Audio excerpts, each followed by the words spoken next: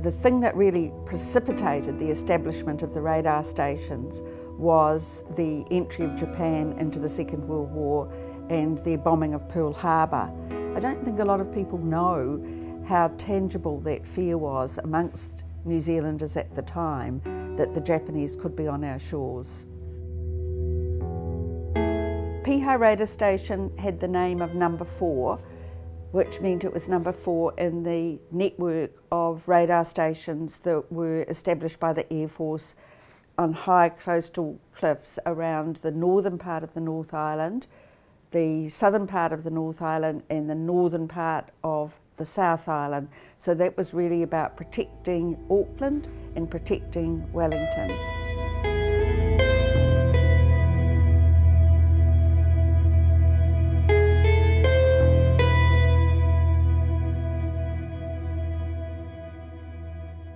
The radar station, they started the work in 1941, and at the same time, in the weekends, my father and his brother, who was a builder, were building this batch for the family.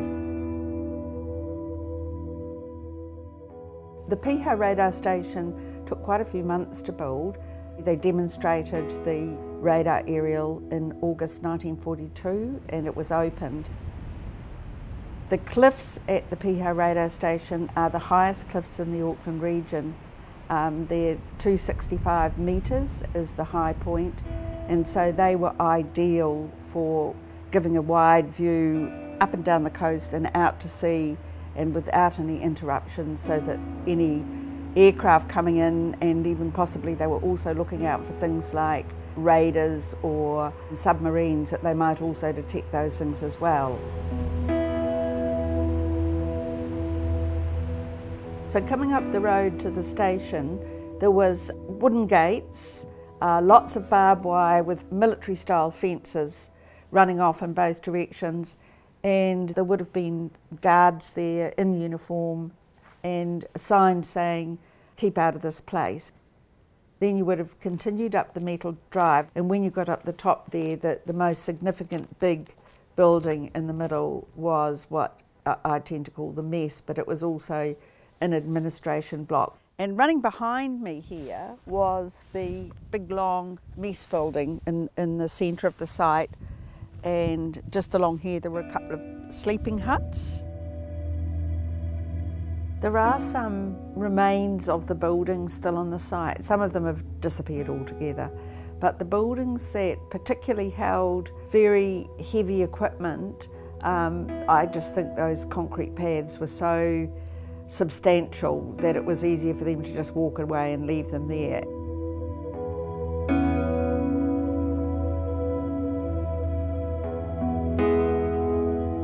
So these two large concrete pads here were the mounting pads for the big Lister diesel generators that produced all the power for the station and for the equipment.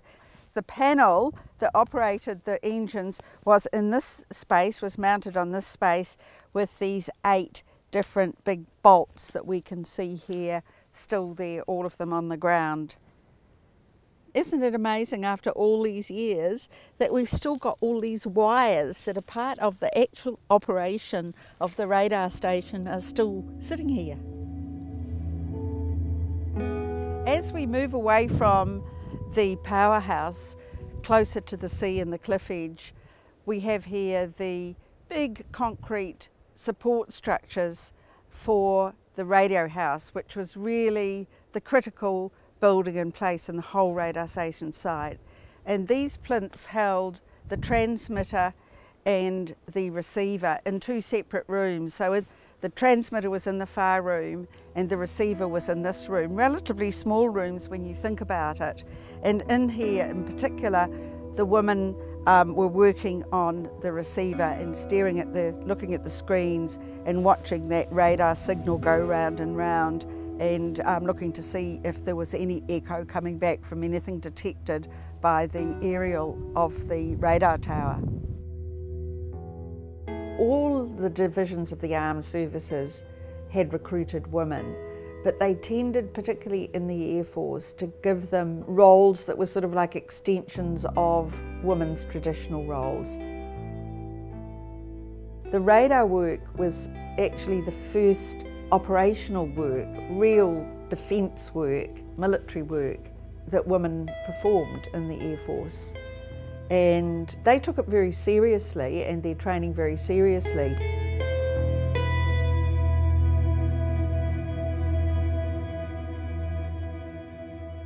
Once you went past the radio house and you kept walking to the cliff edge, you would have come across first of all the tall observation tower, and then ahead of that would have been the most important piece of equipment there, which was the aerial. And it had a hugely sturdy platform built for it because the equipment was so heavy. And on the bottom platform there were this enormous turning gear, and then on the top platform was the aerial. That was continually just turning round so that any echoes that were reflected back from anything that was detected, it both sent the radio waves and received the echoes back. So where I'm standing now is almost the centre, directly under the aerial that was turning, this great big aerial turning above here. And looking seawards, there wouldn't have been any bush. There would have been probably about 100 metres at the most before the land starts to fall down dramatically into the Tasman Sea.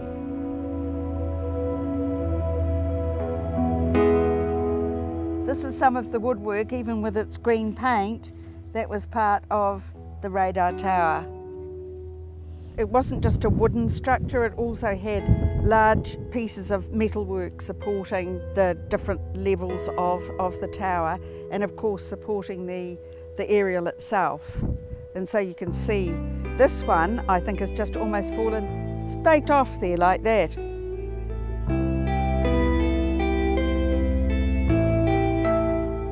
So on this spot here used to be a very high 40-foot observation tower made out of wood, but with each of its 4 feet standing on one of these concrete pads on the corners here. This really gives some idea of how massive the legs of that observation tower were, because you can still see the outline of the piece of wood that supported one leg of that tower and the bolts around the edge.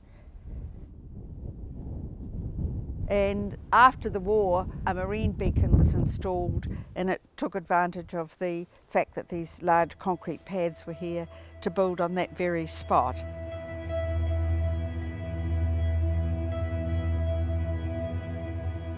It's a very wild place now here, and you've had all the vegetation grow back up, and yet here you had people in uniforms working to rosters and, you know, doing highly regimented things and recording it carefully and communicating with the nerve centre of the whole war effort for New Zealand. So it is strange thinking about it in this place.